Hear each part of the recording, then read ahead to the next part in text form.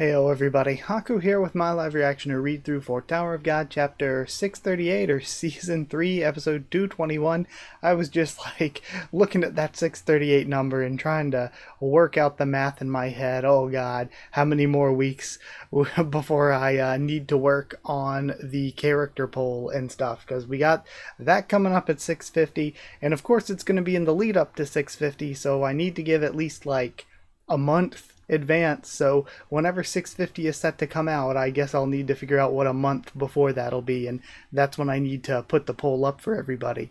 But yeah, a bunch of you said in the comments last week, you're like, it's crazy how cyclical Tower of God is, because there's been so many times over the past month where we official readers are getting this real fun, exciting, awesome stuff, and scan readers are like, things are so bad right now. And there are so many times when we've been like, things are rough now, where scan readers have been like, oh my god, what's happening 3 months in the future is really cool.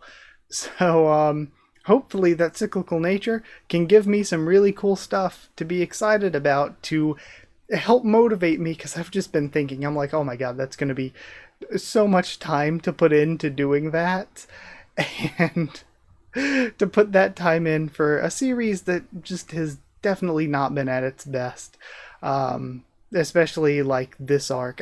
Again, there's been really, really great, really exciting times and all of that, but the overall, the broad general scope, it's like Tower of God's not the only thing I'm reading as a person. It's not the only thing I'm reading, watching, consuming, what have you.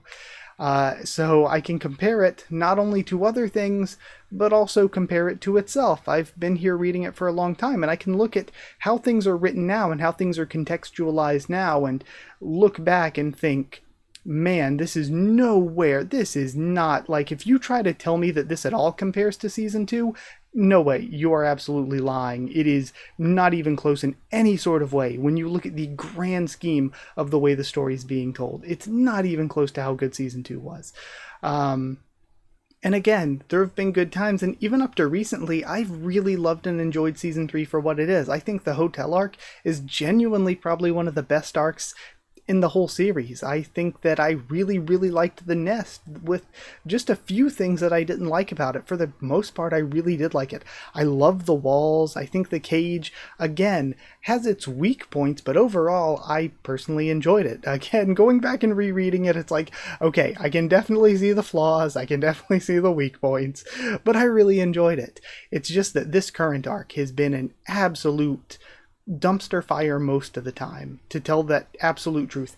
And so yeah, hopefully some good stuff happens. It gives me inspiration so that I can work on the character poll, because I thought about doing it through a different system or whatever, but then I'm like, it might just be easier to use the same sort of system that I used before to do things.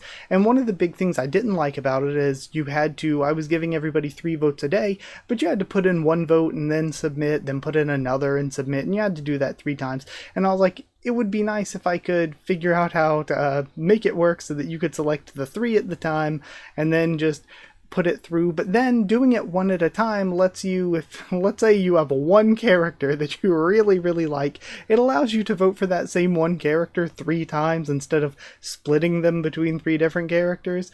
So that might honestly be like a better way to do it, so that you can just do 3 for 1 character, or 2 for 1 character and 1 for another, if you just only have 1 or 2 characters that you're really that passionate about.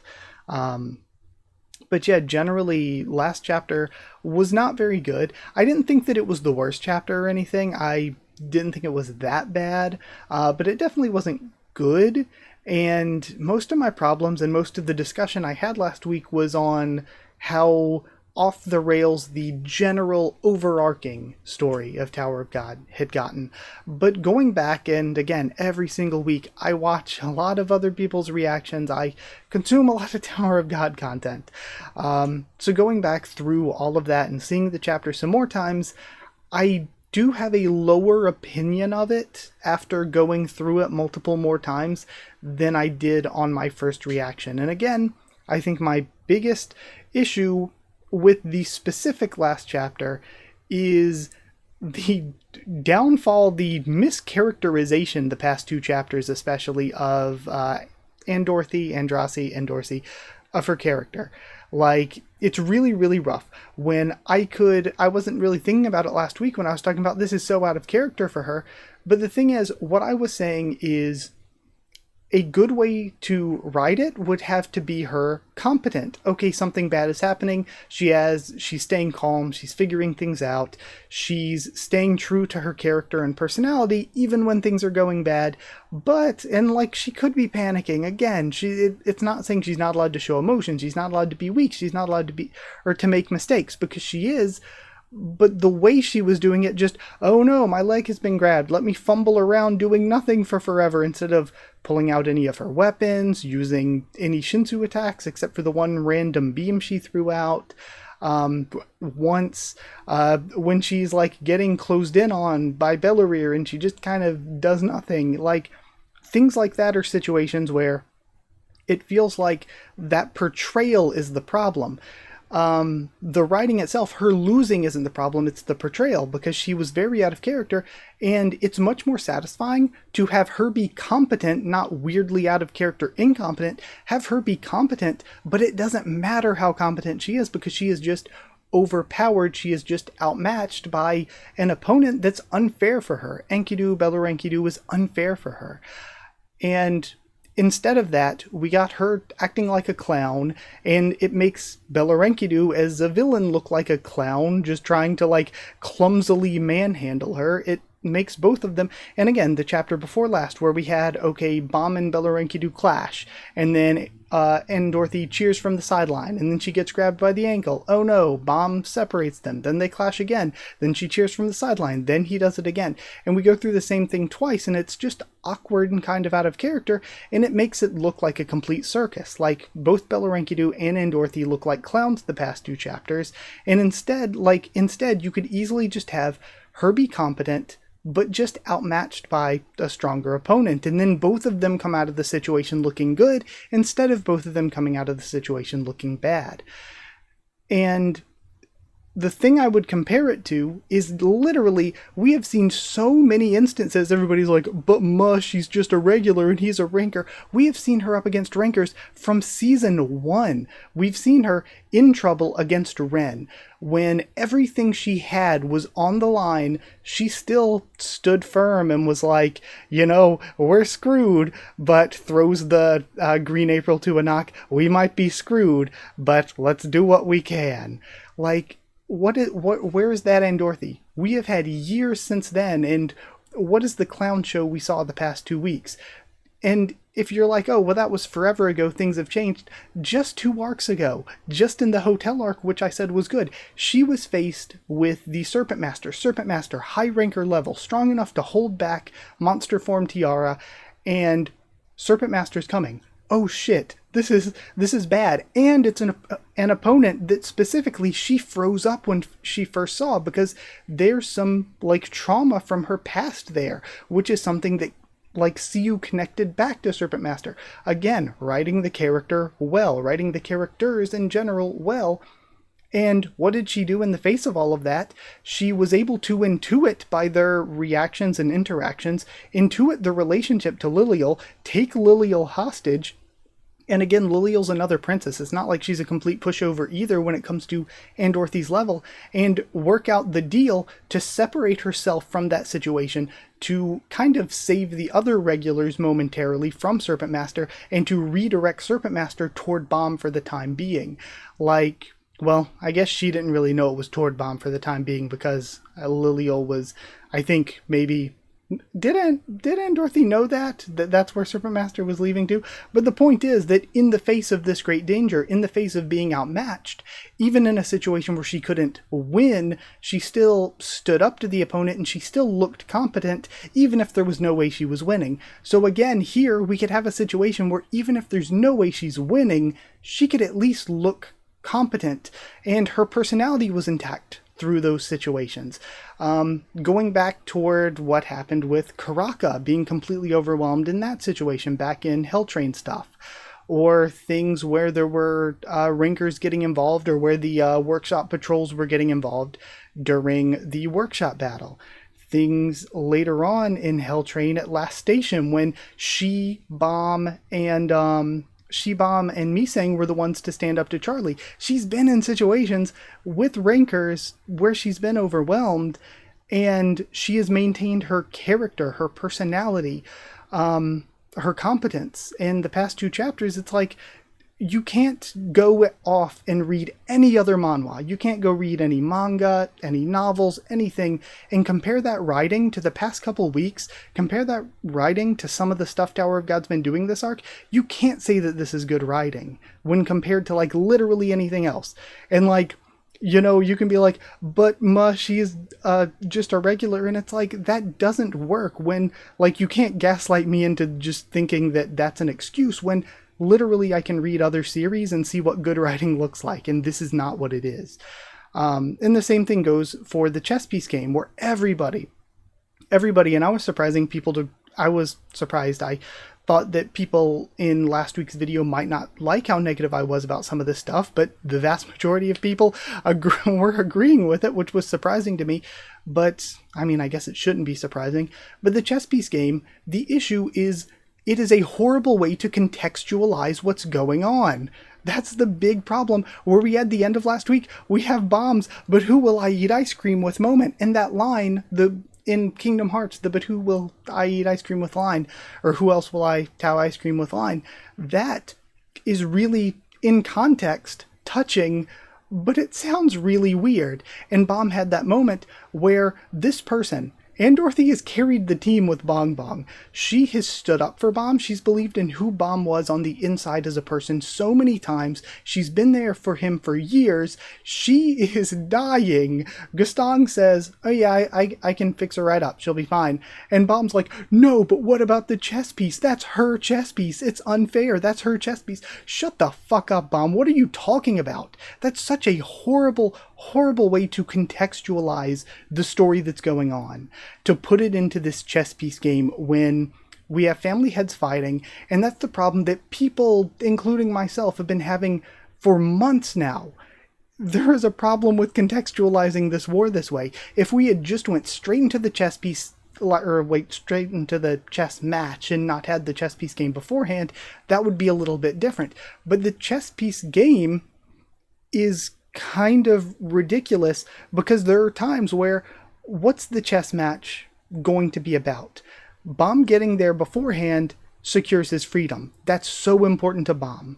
And the, outcome of the war between the Lopobi and Popodao are going to be satisfied, like it's going to be decided by the chess match. That's huge. That's massive importance to the tower.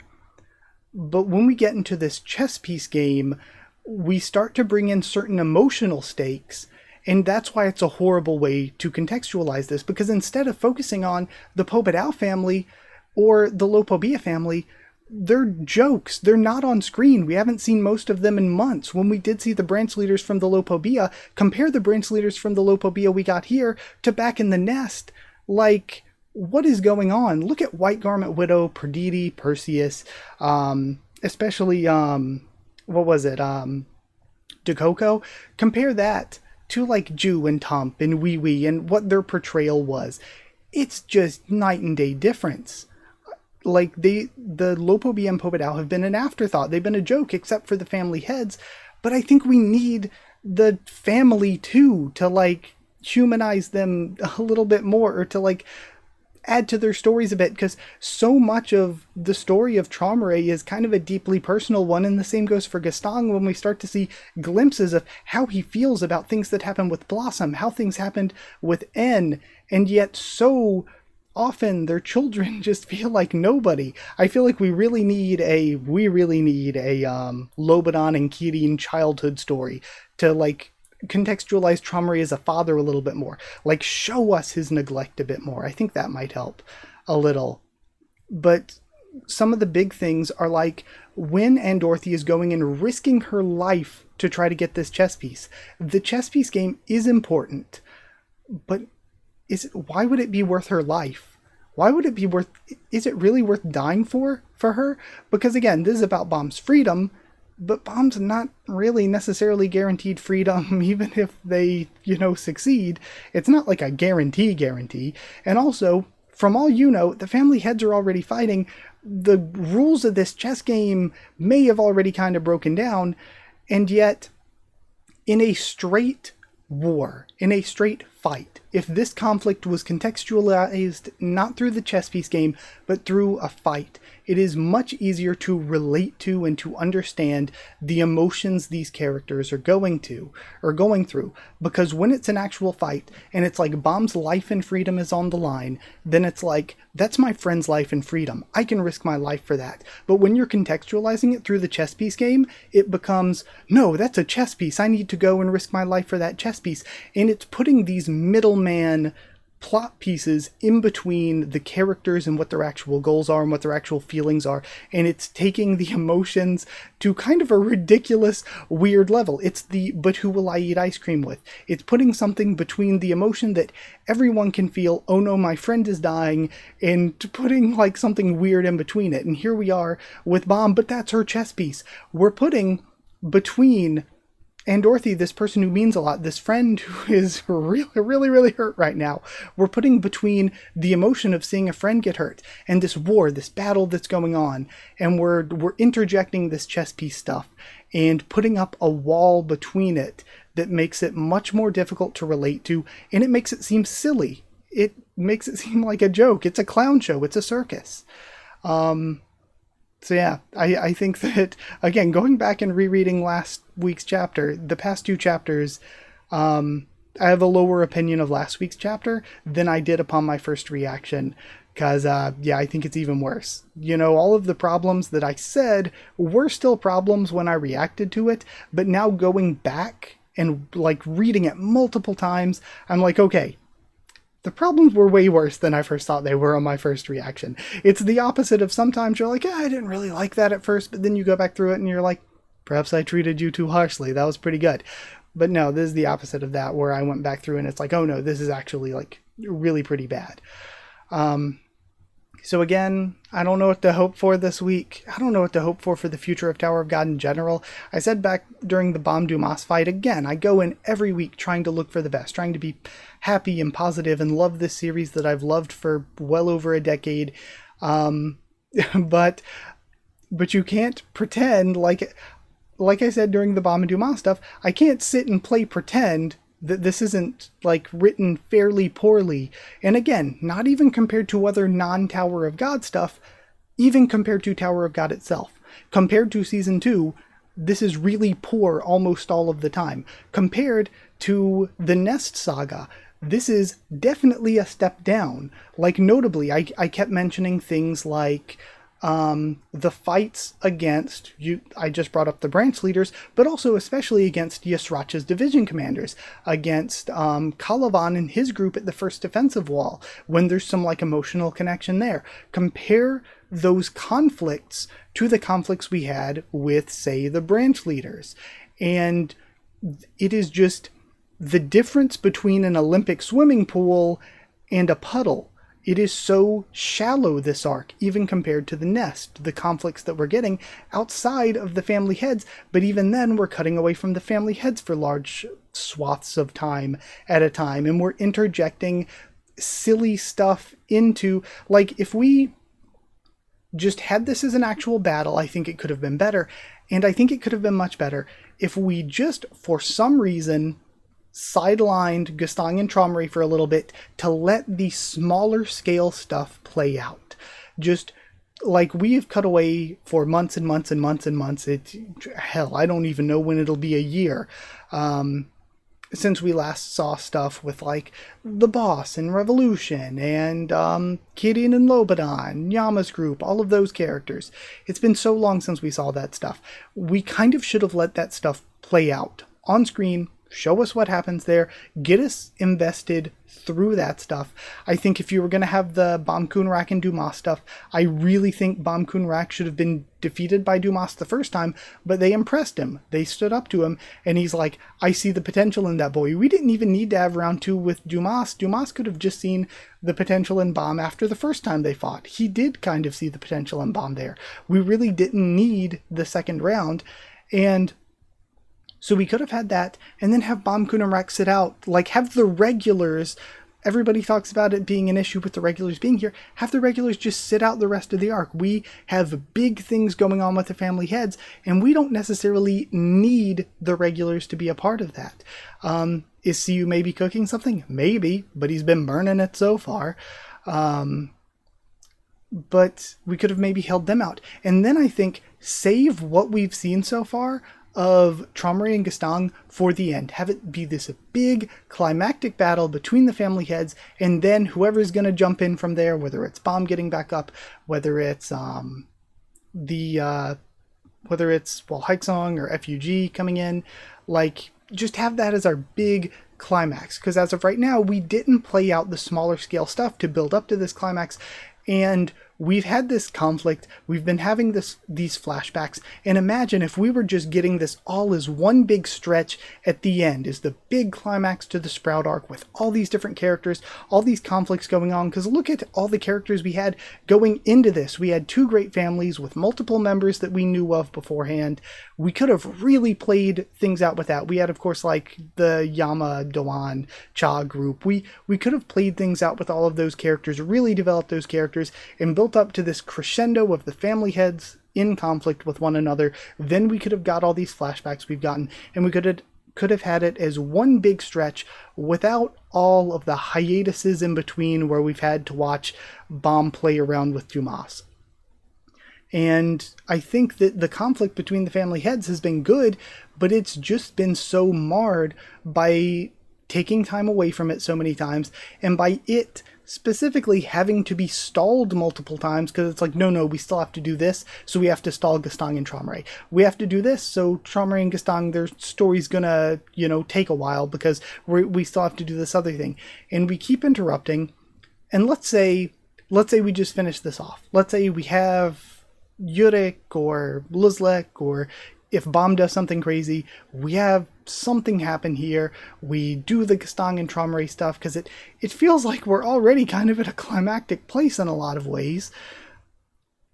Then it's going to be extremely disappointing that we just off-screened Lobadan and Kirin after all the time we spent in the sort of interim between the hotel and here. And even in the slow build-up for Kirin before that. Like, it feels like we would have wasted all of that, and for what? What do we gain from it?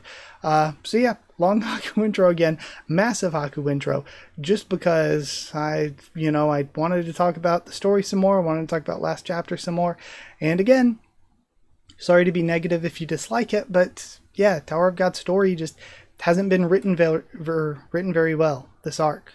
Like at all.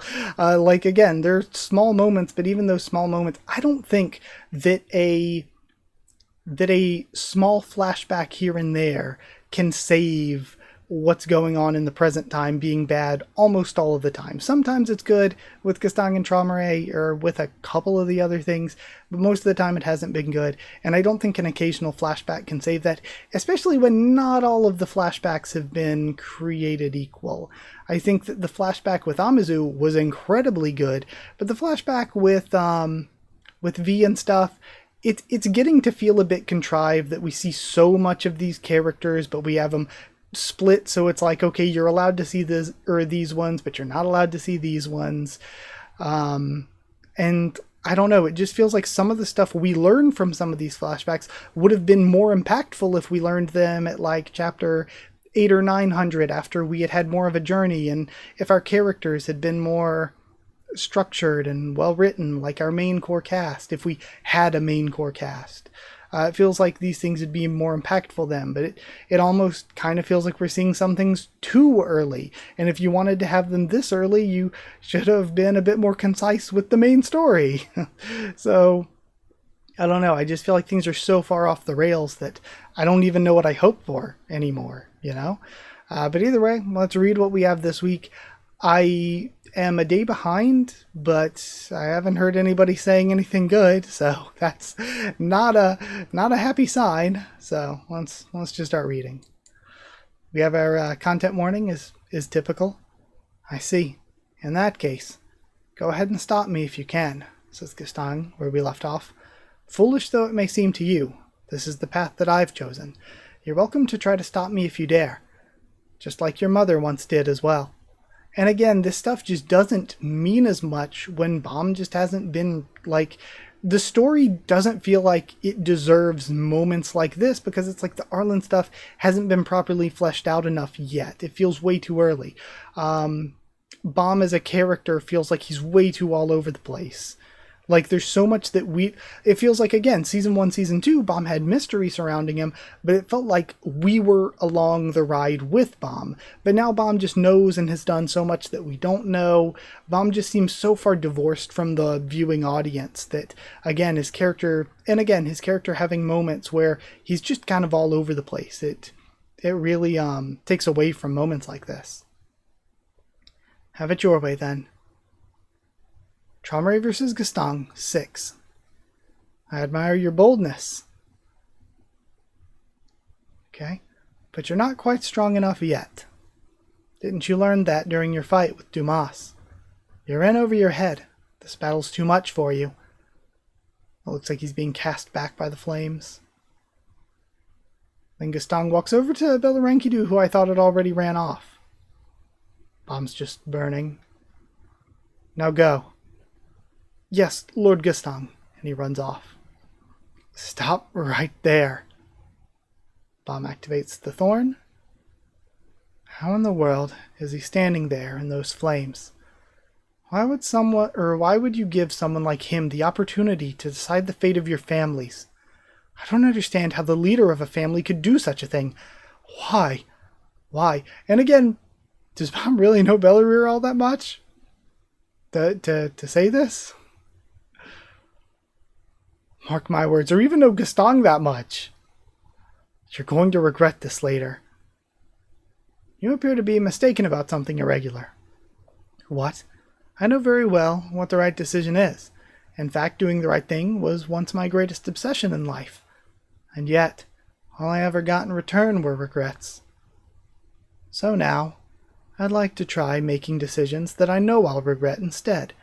The kind of decisions that are tossed away like old cigarette butts.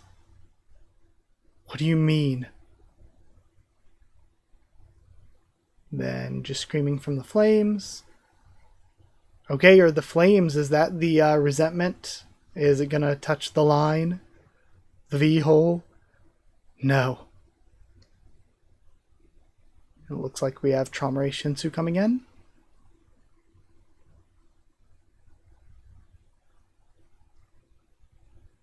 And a crash, it looks like maybe the wings of Valhalla. I like this panel. Traumerei. He lands down there too. Why did you wipe out all my creatures? And we see the wings of the Seraphim all destroyed. And I guess the main Seraphim itself, even though we didn't get to see too much of it. Of course, I can't believe you actually tried to fight me with those pathetic things. What about the chess piece? Where is it? Someone named Bellarire took it. What? Bellarire has both families' kings.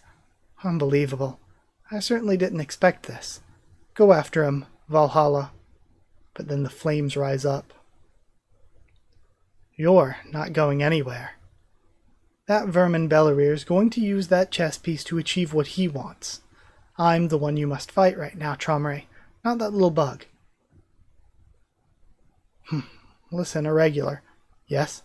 Do you want to stop that creature Bellarire? Of course. Then let me propose something. Why don't you join the Lopobia family? I love Traumerei. Like, you know, it's been a little while since the nest. Bomb, I might have a deal for you. I freaking love this. Oh my god. Are you still going on about that? I don't mean marriage. You can do as you please regarding that. You're taking part in this game as a third party. You don't belong to any family. But what if you were to switch sides and join the Lopobia family during the game? Oh, and also, there was some cope somebody had about the chess piece being like, no, but the chess piece is like the person's very life, so of course Bomb cares about it, and Drassi's chess piece, again, cope. Like, Rack threw his away at the beginning of the game and it hasn't mattered. It'll, like, you know, Chekhov's Rack's chess piece. It's going to matter eventually, one would assume, unless you, again, just a little bit of hackery going on, maybe. But, it's obviously not that key. It's not that emotionally key. And then, think about it. You would end up with both Lopobia and Popodal's chess pieces, and earn the right to enter the arena. Join the Lopobia family and catch that maggot Bellerir. Then, steal the chess piece from him and enter the arena. If you do that, you'll all be free, and we can begin the duel. If you accept my proposal, I'll save that woman over there from dying. With her power, you can catch Bellerir much more easily. Do you trust me? I despise everything you stand for. I despise everything you stand... Okay, so that's Bomb then. Okay. Do you trust me? I despise everything you stand for. What if I threw away the chess piece on purpose or tried to destroy it? I don't trust anyone, but I'd rather you have the chess piece than allow the fate of two families to be decided by a pathetic nobody like Bellerir. As usual, I merely give orders to others. Well, will you do it? All right. I really don't want to, but I'll join the Lopobia family, at least temporarily. You can call me Lopobia Viole or Lopobia Bomb, whatever you like. Okay. This is funny. I like this scene, but I don't know if in the grand scheme of things that'll change, because, in a way it might be like, oh, but it invalidates all of the time Bomb spent trying to fight against it or whatever. But I kind of don't mind because this is fun. And I think that this is a more interesting way to resolve things than just Bomb yelling at the family head saying, no, I'm not going to do anything but yell about Bellerir. I think that this is a much better solution. Also, Bomb seeming incompetent last week too, where Dorothy's struggling with Bellerir and getting stabbed, and we just have multiple panels of Bomb just there screaming her name, doing nothing. Like right beside him. And again, that could have maybe been handled some other way, like maybe have the goop stopping Bomb somehow, or just something to make it make a little more sense. But that was a bit goofy as well. Very well. I accept you as a member of our family. Now go. And Traumeray's healing Dorothy, and I think like basic first aid techniques is probably something that a lot of people have once you reach a certain level, so it makes sense. Huh? What happened? Where's the chess piece? And Dorothy. Then we have the flames raining down. Traumeray stopping them. And Dorothy, are you okay? And it seems as though we have had the temporary Traumeray face turn. At least the temporary alliance with the main character. Gustang appears before him, pulling a bit of a Calavan. When are you going to learn your place? I told you, this game is beyond you. Holin? Get the two of them out of here. Freaking Holin. Lopobia Patrick Star. Who you calling Pinhead? Having a rough time. The tears stream from his eye. And he lifts them away from Gustang. Bomb, give me your hand. Okay. Huh? The bong bong isn't working. What's going on? Let them go, Gustang. Okay, so again, I like that just being near a family head is enough for them to like, they're good enough with Shinsu that they're going to stop you from even using Bong Bong. He sends out more sheets of disconnect. It finally worked. Valhalla? She goes in towards Gustang. Help those creatures escape. Creates a shield with their wings again. They managed to get away, did they? Outside the swarm of ancient fish. Or outside the swarm of ancient fish. You know? I'm not quite sure. Belarankidu is managed to escape. So I think it is outside the swarm of ancient fish. I can see it.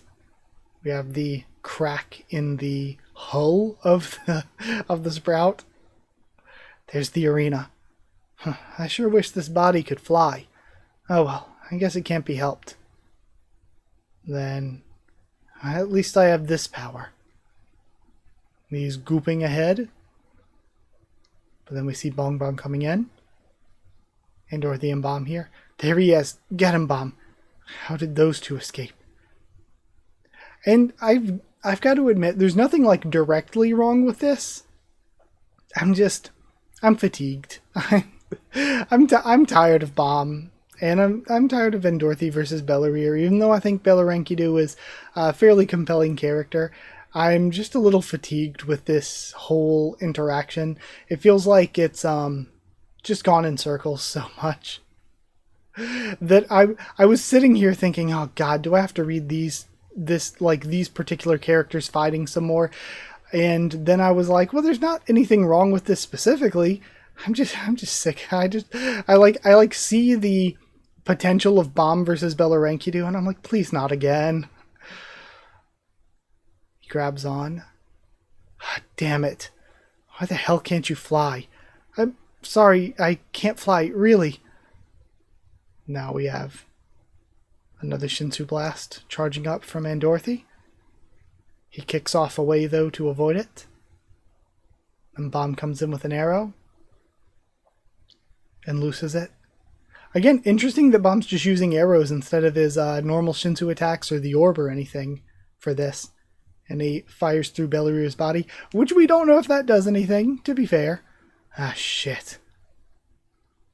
I'm losing control over this body. I need to get back into the vines at all costs. And is Enkidu gonna leave the Bellarire body behind? We have the two chess pieces in there. They slam up against the sides of the vines. He's trying to escape into the vines with the chess piece. Why is it so hard to catch this guy? Come on, let's go after him. Got it. Now we're back to the Gastang fight.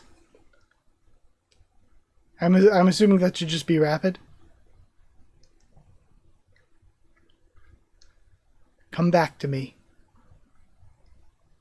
Alright.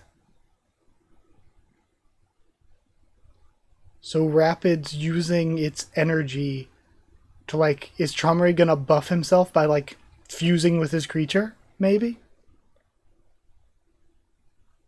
It's like swirling around his arm. The 7 animals that I command share my power. Among them, the 3 sea dragons in particular receive the largest share of power. Are you recalling the power you shared with them? That's right. And keep this in mind, once the power's back in my hands, and we're seeing an arm cannon, I'll be even stronger than before. He blasts Gastang back a bit.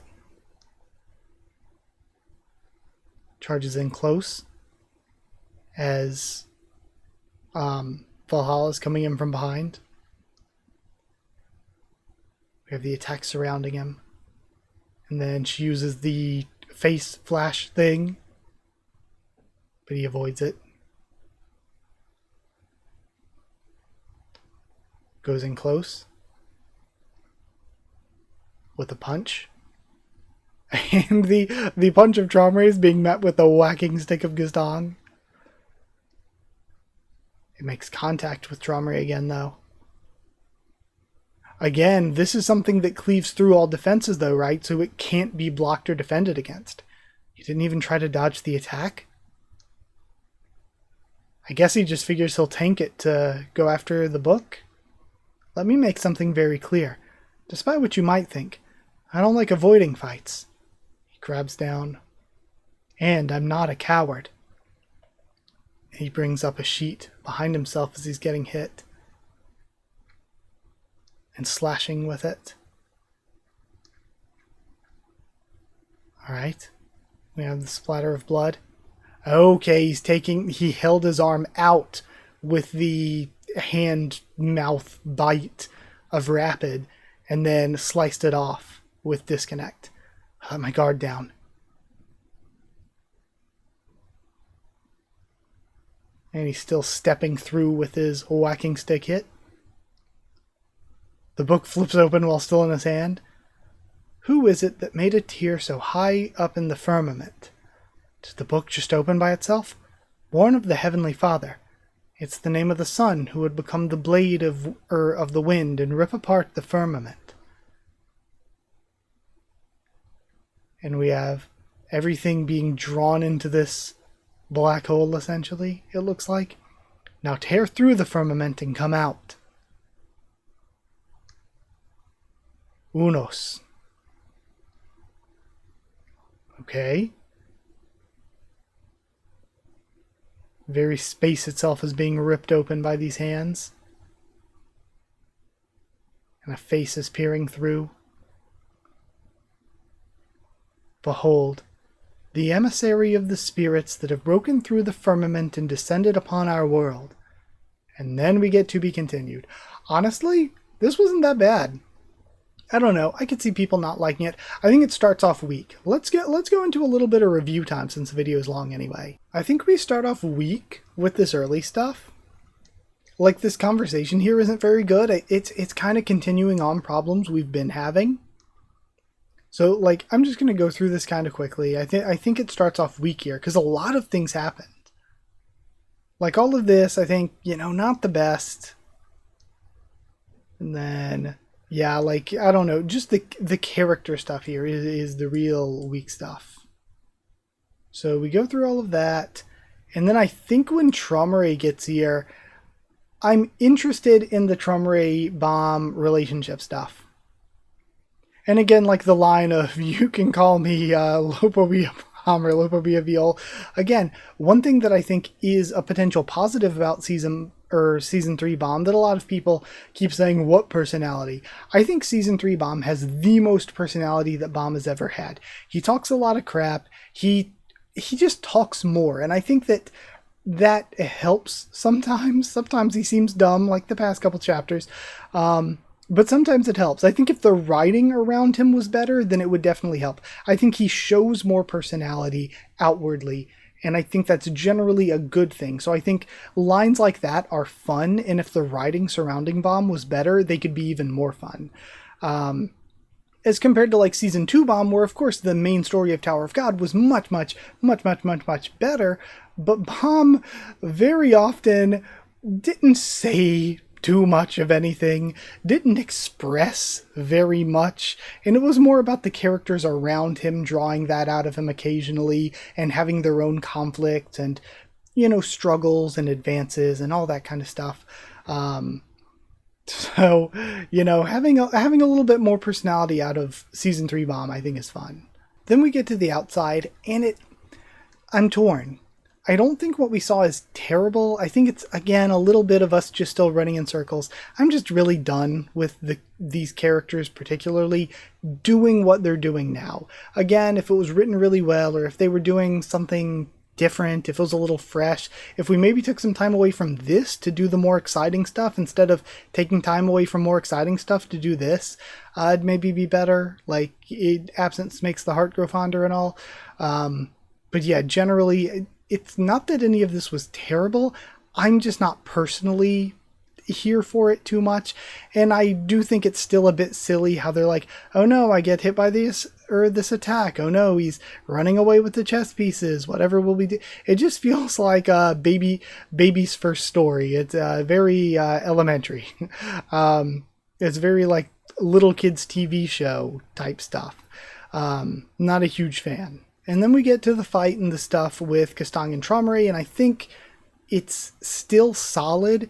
I think my general opinion of all of if we take out the flashbacks, if we take out the parts where we cut away, and we just go to the actual fight between Tromare and Castang, it has been, I think, solid. But when we're talking about two family heads fighting, it's been solid, but not the best. It's far from the best fight in the series, even though, like, their family heads and everything, the choreography, again, is alright.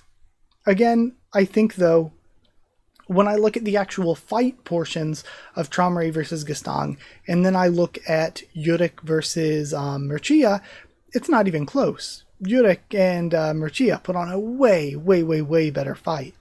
But this isn't bad. It's just kind of all right.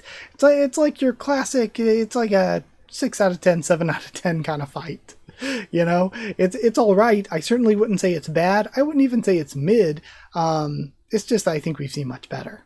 But with all that aside, my eyes are killing me. My eyes have been like really burning this whole time I've been reading. I wanted to record Kubera after this, but I don't think I'm going to. I don't feel good. I genuinely don't feel good after watching this. My eyes have been burning, and I just don't feel great. So I'm going to go edit this and then get it posted and everything, and I'll do Kubera tomorrow. So, sorry.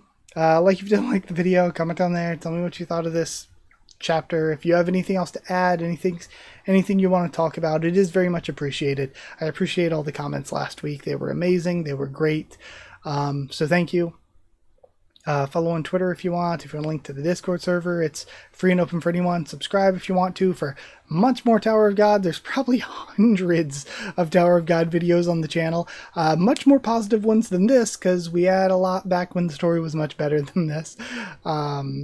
I guess if you want to help support the channel by dropping a super thanks, that's appreciated. If you want to help support the channel and get your name at the end of videos, get One Piece videos a bit early, then hit join down below to become a channel member. Go to patreon.com/HakuOfTheTubes, or a link will be in the description to become a patron. Thank you so much to people who are already patrons and channel members. Thank you to Chosen Regular Evan Holly, Magical Girls, FR Nono, JA and the D-Van, Cheerleading Students, David Langstaff and Folded Ghoul, Slayer Candidates, SG and Stan Cedar, and Pure Element, Patiarial. Thank you so much. Ardialo? Yeah. Thank you. So, wow, for some reason, sometimes I think I actually properly say Ardialo. Sometimes I think I say Ardialo. Like I leave out that first L, I feel like. I just caught myself, but maybe I'm wrong. But thank you. Thank you all for your support. Thank you for watching, and I'll see you all next time.